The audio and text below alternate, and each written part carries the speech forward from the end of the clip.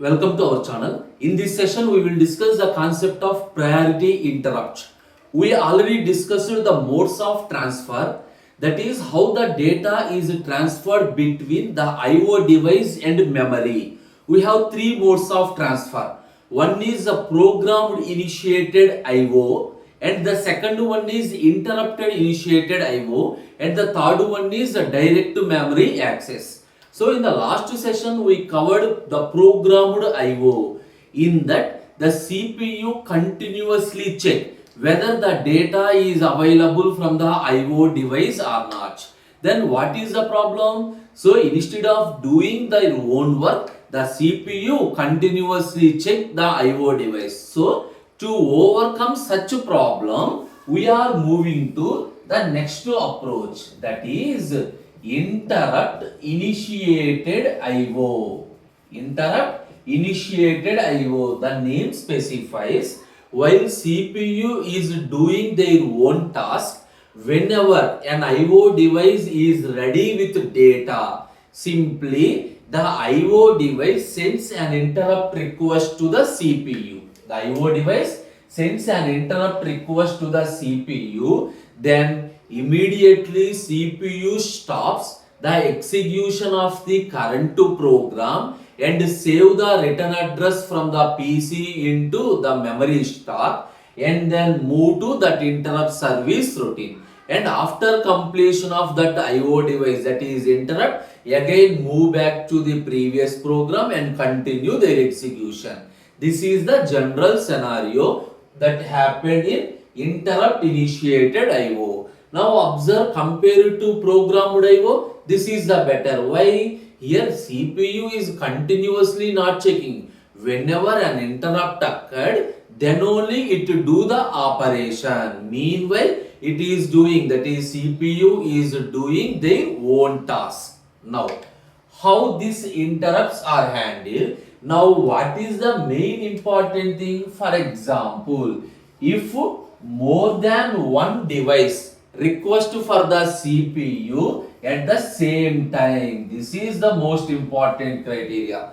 If more than one device request for the CPU at the same time, then which device need to be handled first?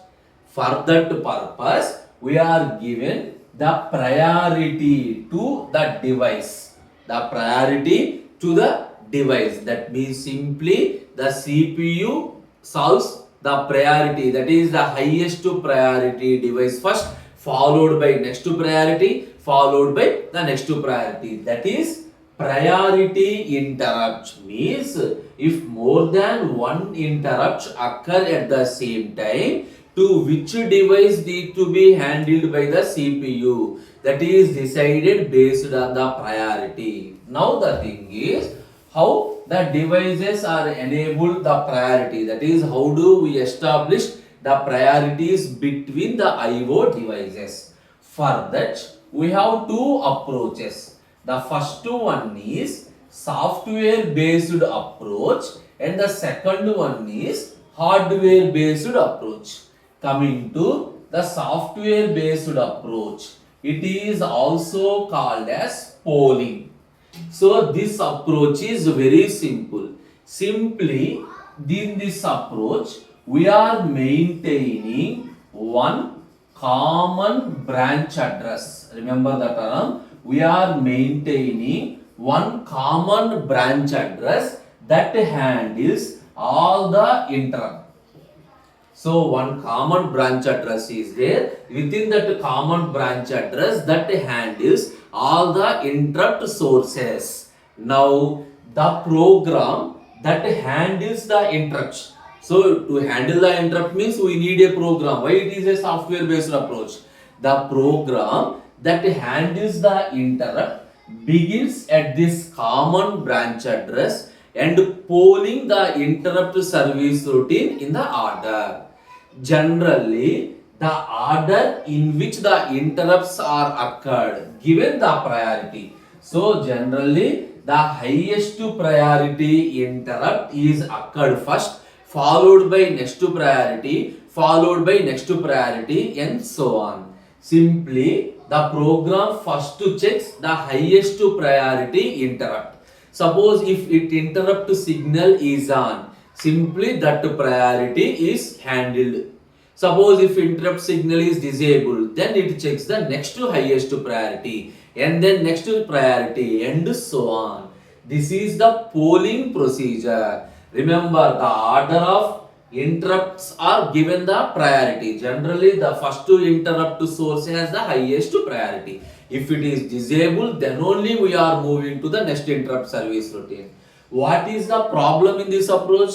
The main problem in this approach is the polling time is exceed than the time to solve the interrupts. Got the point? So the time to solve the interrupt is low compared to polling. That is, I am taking more time for searching purpose, not for handling purpose. And it is also executed in a sequential fashion. So obviously it takes more time. Now to overcome such a problem, so that is the timing problem, we are moving to hardware based approach. That means here we have an hardware circuit. That circuit determines the priority of the interrupts, that is in which order the interrupts needs to be executed. Now in this hardware, again we have two approaches.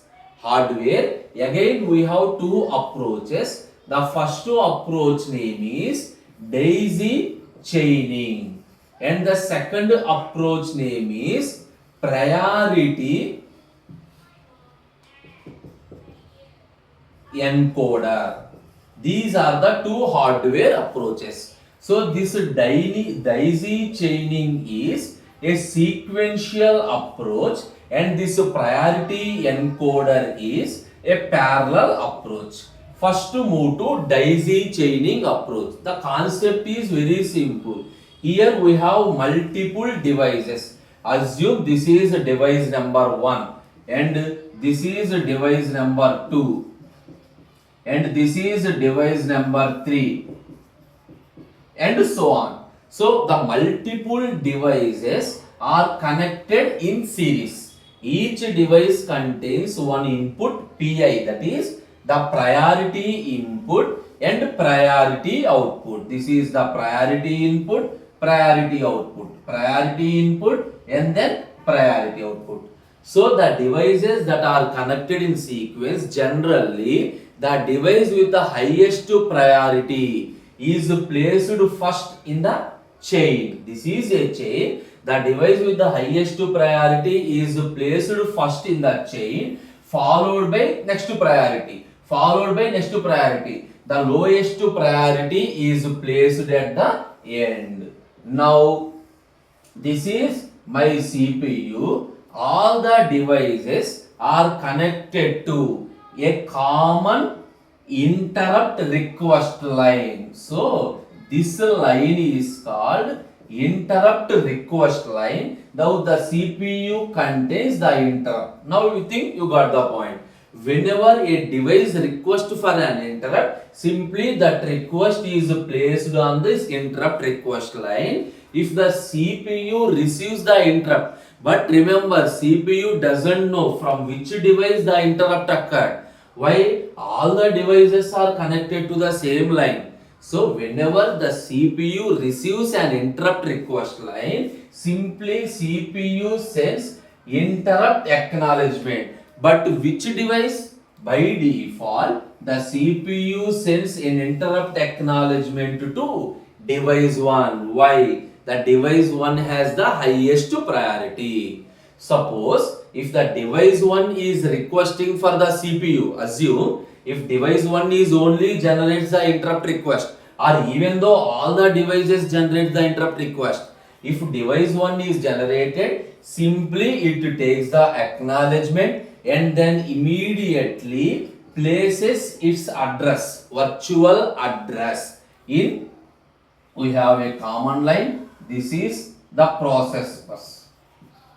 So that address is placed on the bus and the address is given to the CPU. For example, if device 1 is not requested for the CPU, simply it places an output 0 on the PO and that is transferred to device. That means by given the output 0, simply it blocks the acknowledgement that is coming from the CPU. If this device is not request for the CPU, it transfers an output 1, second device, and so on. I think you got the point. This is the daisy chaining method. Now what is the problem? The main problem is this is a sequential approach. This is a sequential approach and each device with a fixed priority. Already we are placed the devices with the chain format. So and also it is a sequential. Okay, if device is not requested, this device so places its virtual address or else places its virtual address. Now to overcome this sequential approach, we are moving to the last one, that is the priority encoder. Simply this is a parallel approach. Now how it is implemented in priority encoder? Simply it uses one interrupt register. So for example 0, 1, 2, assume 0, 1, 2, 3, this is an interrupt register. So the bits of the interrupt register are set separately by the interrupt signal. That is the corresponding interrupt signal externally sets the bits of the interrupt register. The position of the bits specify the priority. For example, this is some device 1, device 2, device 3, device 4. So the position of the bits in the interrupt register specifies the priority of the device. Along with interrupt register, this also maintain one more register, that is called mask register. The size of interrupt register and mask register both are same. So the purpose of mask register is to mask or to disable the lowest priority interrupt. That is, if any mask register value is equal to 1, then that corresponding device is the device that is to be executed. Remaining devices are not to be executed. You know the meaning of mask. Masking the lower priority device while a higher priority device in this service. Now all these are connected to AND gate. If both the values are 1, then only that corresponding device is executed. So 0, observe 0, similar position 1 and then 1, 2, 2, 3, 3. All these 4 inputs are connected to the priority encoder. So this is the priority encoder. Now you understand what is interrupt register, what is mask register. All those are connected to AND gate. Now the priority encoder have 4 inputs, I0, I1, I2, I3. These are the 4 inputs. Once among these, any one device is generate the interrupt. That is, we are handle one device. We are handle one device. Assume this is the address where we are using. Now assume y comma x. Now the priority interrupt generates a 2-bit address. Simply this is a virtual address. That is the address 00. I0 means 00. Suppose if it places 00 in the sense, the I0 device, that is this one is executed. If the address is 01, this is executed. If the address is 10, this one is executed. If the address is 11, this one is executed. Got it? Simply it places a 2-bit address and the remaining fields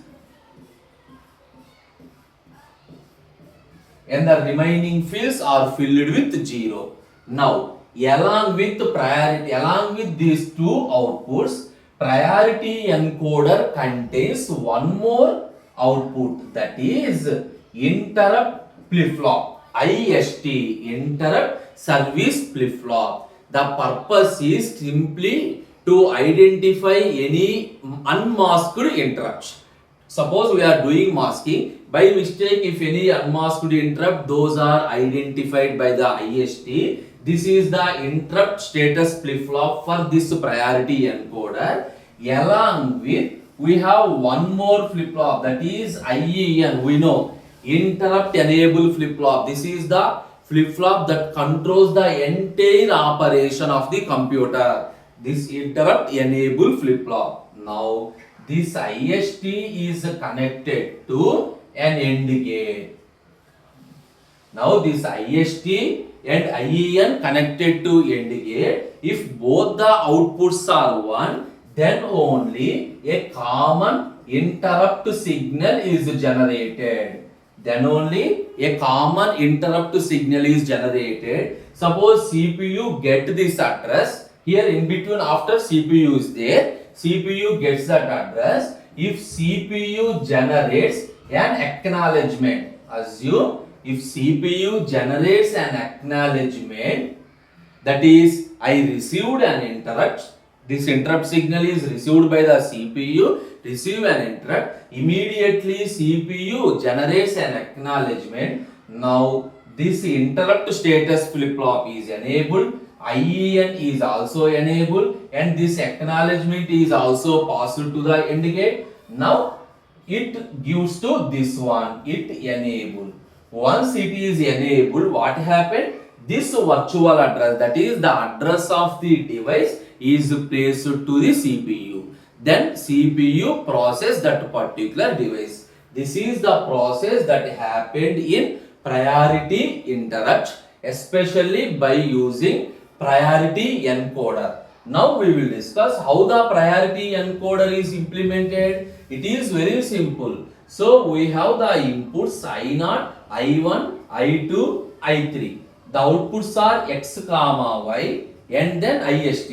If you understand carefully, if I0 value is equal to 1, that is the highest priority. Whatever the value, don't guess. Whatever the value, whether it the interrupt is enabled or disabled, if I0 is enabled, highest priority, so assume that address is placed here and the interrupt service routine is enabled. Suppose if this value is 0, that is highest priority is disabled and I1 is enabled, ignore the remaining low priority, the address 01 is placed, IST is enabled. Now this value 0, this value is 0. Suppose if this value is equal to 1, it ignores the lowest priority, the address 1 comma 0 is placed and the interrupt service routine. Now 0 0 0 1, the value 1 1. So till now it is clear.